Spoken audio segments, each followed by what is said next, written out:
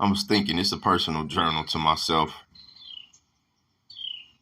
Survival is a slow burn. It's a cold, numbing, lacking mentality where you never have enough.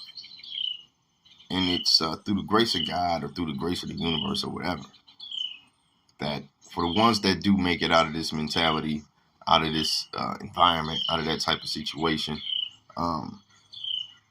it'll really teach you appreciation for things like a bed, for things like food, warmth, comfortability, not having to look over your shoulder. It just to really experience both sides of the spectrum, it gives you a lot of wisdom. And you can see as a conscious, aware being how if people can't really relate to this because they haven't been through it or they don't know anybody directly where they might have emotionally been impacted and their mind's been open to certain mentality, schools of thought, certain ways of just living and existing and having to be presently, it's like it's so much different perspective out here. And it's hard to come from a survival mentality.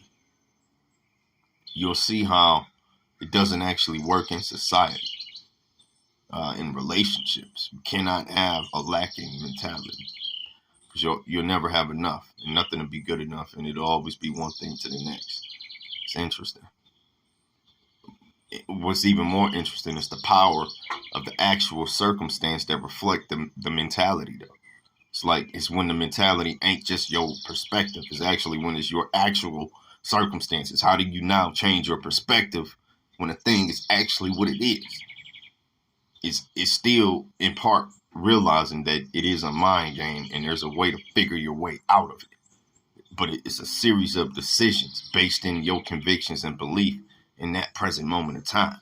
The power of those decisions is what coincidentally I see can lead you to different opportunities.